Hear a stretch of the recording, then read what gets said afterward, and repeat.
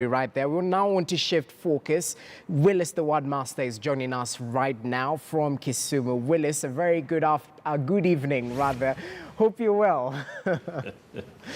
Yeah, good evening, Jesse. Very, very fine, and I've just loved such kind of talent. And you see, one thing that you can sometimes also realize is even through music, sometimes you can learn good sounding of words, just like overdose, not overdose. We say dose, not a dose. So, a salute for that great talent. All right, many thanks, Willis. That's duly noted. Let's take a look at the word on the street. What word we have for viewers this time round? Let's take a look.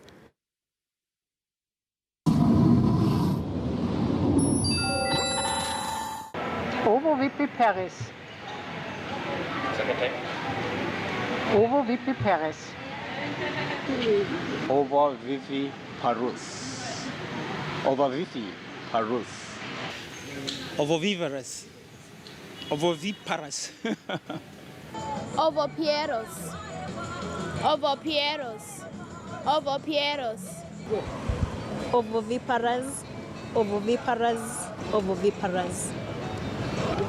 Ovoviviparous. Ovoviviparous. Ovoviviparous. Ovipaparas. Ovipaparas. Ovipaparas.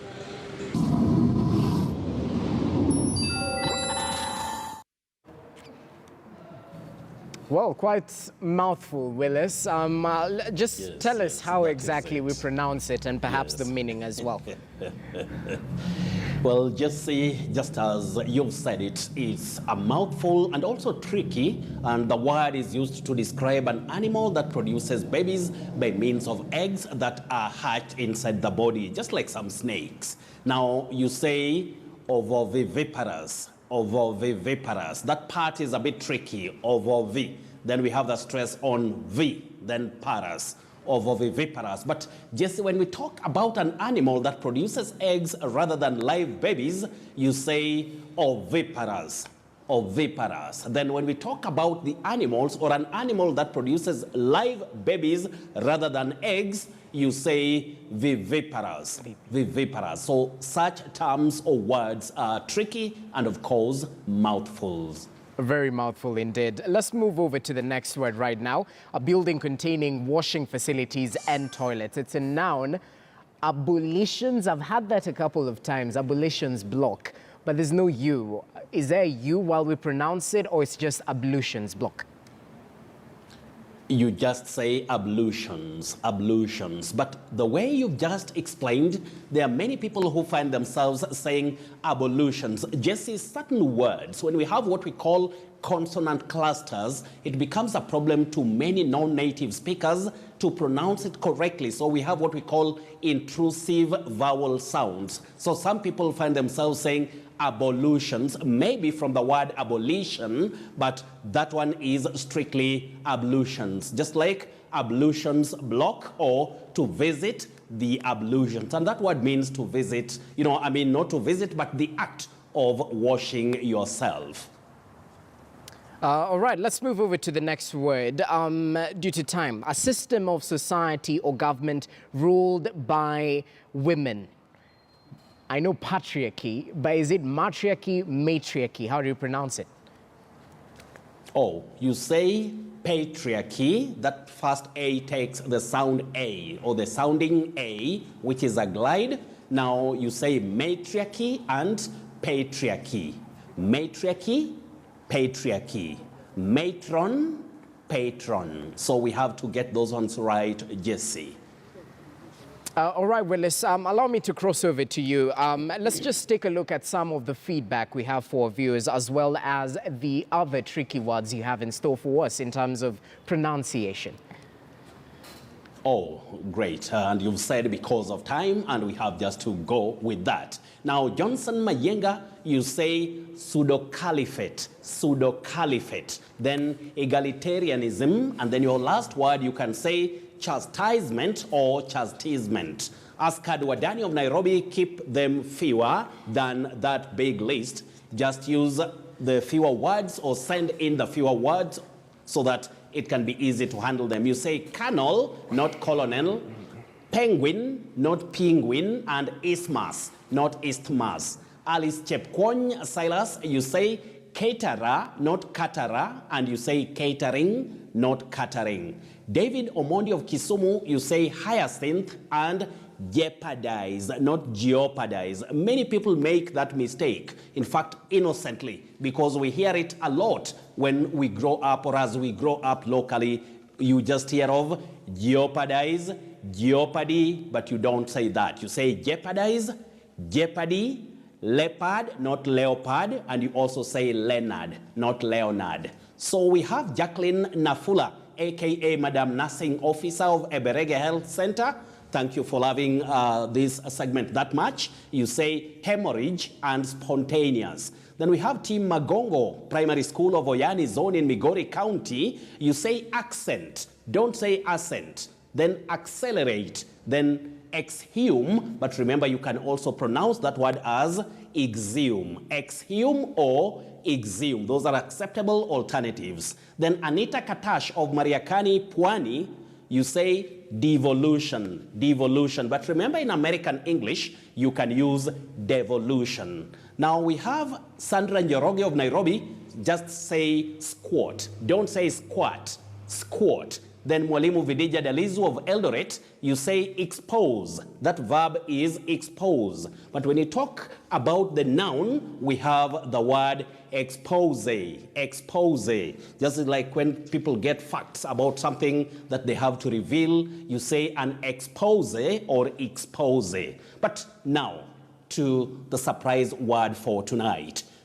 You may realize that many people say automobile, automobile, but those are inaccurate pronunciations. This word, in fact, is commonly used in American English to mean a car. So you say automobile, automobile. A bit tricky because we are used to the short form of automobile, that is auto, and we are also used to mobile, but for this word you don't say automobile, automobile, automobile, no. You say automobile, a bit tricky. Then we come to confusing words. The first word, the upper one, you say decent, just like a decent job, decent, a decent place. Then the second one, you say descent, that is the action of coming down or going down, you say descent. And remember the same pronunciation is used for this word when we talk about, not accepting something or going against something, just like a political dissent or voices of dissent. So the two last words, dear viewers, are called homophones, different spellings and meanings, but they are pronounced the same way. We call them homophones. Now, when it comes to the much talked about or much asked about words for this week, it's about nations and things or people from those places. Now, I'll begin with the lower words. Now, we have Spain, a country, Spain, and then somebody or something from that place, or the language, you say Spanish, Spanish. Spain, the country, then we have Spanish. But please, when we have Denmark, somebody or something from this country, something from Denmark or somebody from Denmark or the language of Denmark, don't say Danish. This is where the problem is locally. Many people find themselves saying Danish. No, don't say Danish. You say Danish, Danish. This letter A takes that vowel glide A, Danish. Denmark, Danish. Spain, Spanish. So get them right, especially if you are in any career of serious communication. And then remember, it only happens on KTN. That is where you can learn the phonetic or sound symbols. For tonight, we have this side that is a symbol that represents the short, low front sound A. Just like in the word back, back, B-A-C-K. This is the phonetic symbol or the sound symbol. You have like an A, which is combined with an E.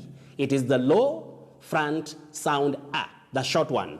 But this one, this side where we have the full colon after this symbol, we have it as the long, low front sound you drag it a bit. So just like in the word bark, bark, to bark, just like what the dog or dogs do, bark. But this one, buck, just like P-A-C-K, we also say pack with a short sound a.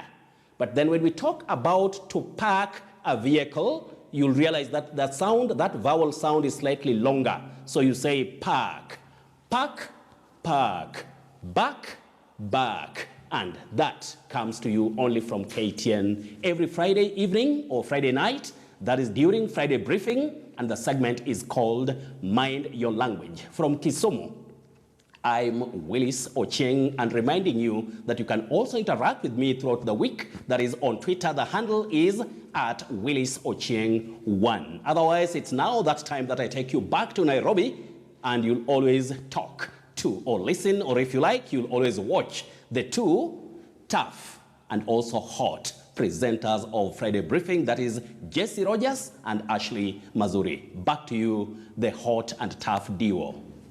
All right, many thanks, Willis. Truly always looking forward to have this all-important segment of Mind Your Language.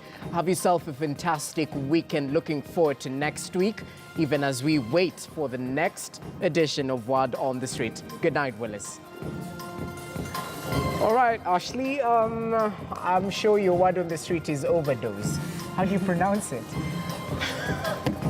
You know what? Thank you very much for tuning in to the Friday Briefing. Jesse, Yes. don't messing with me. I am It's on a Ashley good note. Mazuri, Yeah. our sign language interpreter. Is